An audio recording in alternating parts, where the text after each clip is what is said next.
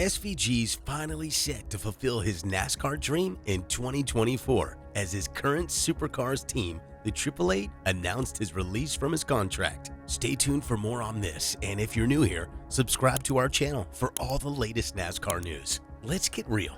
Shane's got a very tough challenge ahead of him, especially if he thinks he's going to breeze through NASCAR as he did in Supercars. Cause sure, he might have stunned fans with his first place finish in his debut Chicago street race, but that only motivated his rivals even more. On top of that list is the legend Michael McDowell himself, who got his butt kicked by SVG in the street race, ranking 7th and way behind the Kiwi racer. This was a major concern for McDowell, especially since SVG was a NASCAR rookie who outclassed the best in the business. According to McDowell, that was the ultimate fuel for him to head into the next Indy race as an entirely different man. And he said his loss to SVG never should have happened in the first place. In his own words, "That made me mad enough to go to work like, I'm going to figure it out. Like, I gotta be better. This is unacceptable." And he did figure it out, seeing how only 40 days later, McDowell came out on top to earn his second Cup Series victory at the Indianapolis Road Course to advance to the 2023 playoffs. As for SVG, it looked like his Chicago win was beginner's luck because he wasn't first to the finish line this time, but he was still able to finish at an impressive 10th rank at Indy.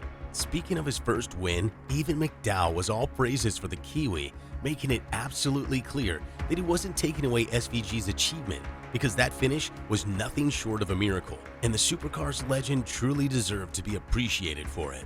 SVG's victory wasn't the only thing that motivated McDowell though, because Denny Hamlin had the guts to publicly predict that Chase Elliott would leave every other driver in the dust at Indy, and that itched McDowell even more. He claims this prediction lit a fire under him, and he was out to prove Hamlin wrong. For McDowell, it was just a little extra fuel, especially since he thought Hamlin wasn't paying attention to anything. If the wheelman had known how hard McDowell was working after the SVG fiasco in Chicago, he would have known better. In fact, McDowell claims he wanted to challenge everyone, saying he was going to wax them all, but he held himself back, and for a good reason too. McDowell believes that you can want something all you want, but if you don't have the stuff to do it, the car to do it, the pit stop to do it, it's all just talk anyways. But he was all set in that aspect, so speed-wise, McDowell felt he stood a very good chance at Indy, but the execution was something he could only judge on the day of the race. He made sure to point out his own shortcomings, admitting that he'd given up on good finishes, sped on pit road, sped while getting to pit road, and all kinds of dumb stuff in the past. So he had to be extremely careful about execution this time, which is mainly why he didn't come out with his own prediction. But after truly proving that he's one of the best in the game at Indy, I don't think we need anything more from the man, especially since he's owned up to his position by showing amazing respect to his fellow racers, especially Elliott himself, because he might have fallen short of Hamlin's expectations, but he still snagged the second position after McDowell, hounding him till the very last lap until McDowell managed to keep him at bay even in the final finishing seconds.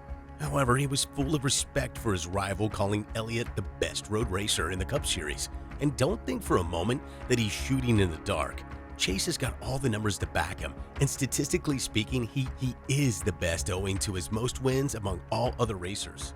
Enough about Elliott though, because no matter his records, the fact is that he was outplayed by SVG in the Chicago street race as he finished third behind both Gisbergen and Haley.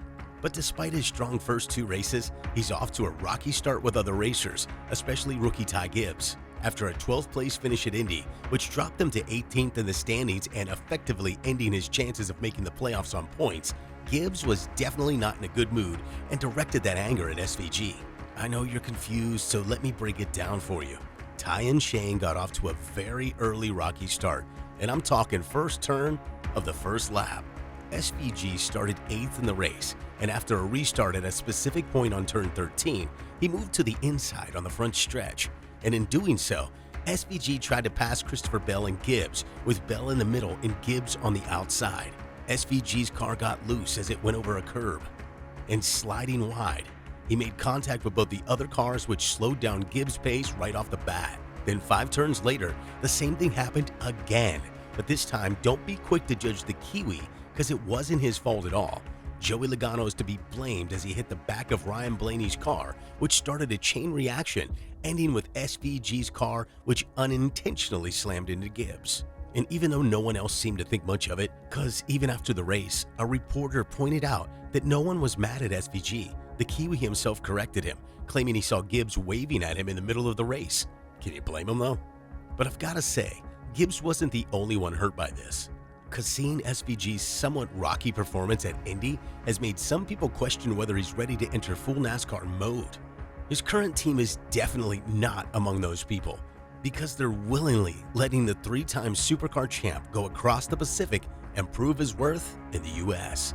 Even Triple H's principal Jamie Whincup supports his decision, excitedly saying that he's looking forward to seeing SVG tear up the track in future races just like he did in Chicago.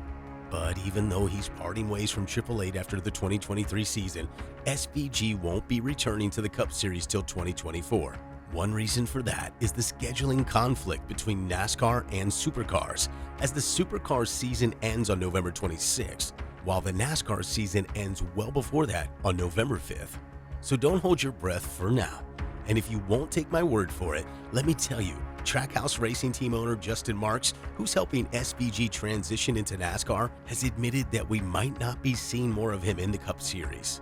Still, that's nearly not as concerning as the fact that Gisbergen won't be running a full-time Cup Series schedule even in 2024. You heard that right. According to Justin, it doesn't make sense to put SVG on a full-time schedule based on his road course results.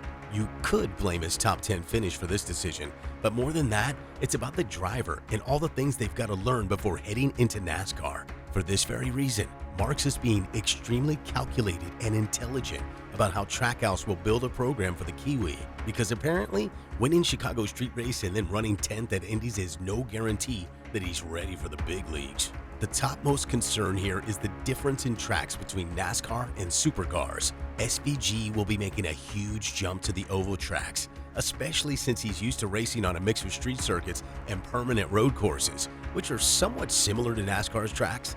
But the ovals, which only have left turns, demand high-speed skills that are off the charts.